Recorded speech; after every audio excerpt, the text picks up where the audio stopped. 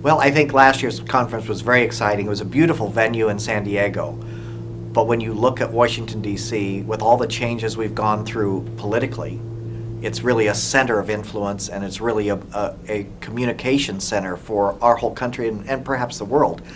A beautiful destination, great energy in California, but this year, with all the changes in our government and all the changes in our profession, it was just a great combination.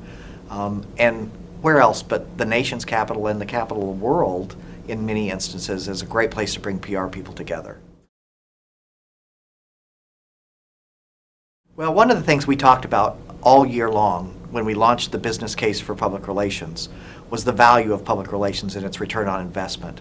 And if we have our members and PR professionals from around the world attending, we need to deliver on that value to them. So we really focused on, while we wanted it to be engaging content and interesting and current, we wanted it to really deliver value back. So whatever they learned here, they went back to their companies and clients and immediately could put it into practice.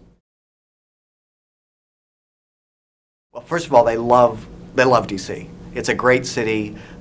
We as a nation should be so proud of what we have here, that we display to the world absolutely free. And it's culturally and educationally enriching. And they're so welcoming to everybody from around the world.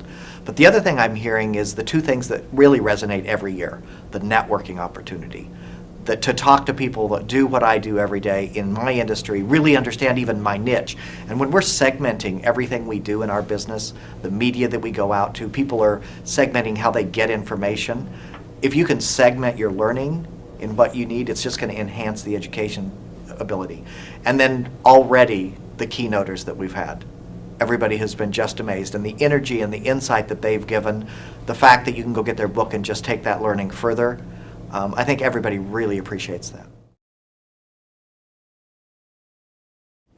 I think social media has completely changed the dynamics of how we're going to, A, get our research, B, how we're going to reach out. Communication used to be one-on-one, and I think that relationship building is still going to be strong, but now we have the ability to do one on your group, your audience. So we know a lot more quicker. We get feedback immediately. It's the same process, it's just faster. Mm-hmm. And I think that we get better. There's not that cognitive dissonance that we heard about this morning, where I think I know what you want to hear, so I'm going to tell you that. We have ways of now knowing what really people feel, because they don't feel vulnerable sometimes to reveal it. We know in social media we're getting a lot more than we maybe want to know about some people. And it's there forever. So we also have a historical reference. So it gives us a stronger tool. It gives us a different tool. It doesn't eliminate any other tools, so maybe it makes our work a little more challenging, a little more difficult, but I think in the end, it really will make it more effective. Well, I've always been a reader, and I used to get up like everybody else and read the paper and watch the news at the appointed times. I now get up, and unfortunately a very early hour, and I spend anywhere between 2 to 3 hours a day just digesting. And luckily we have a lot of aggregate sites now for us that point us to the right places. So my searches to what I need to read are a little faster, but the volume is even better, or bigger, excuse me. Everybody complains about Twitter 140 characters. Really, that's kind of nice when I have to touch so many things to kind of get that feeling of what's moving and what's important. If we had the whole newspaper to read and you had to read all 50 of them or 500 of them, it would be a little bit different. So I do a very, very top line with everything, and then I drill down to the things that specifically I need for my company or for PRSA and the public relations profession.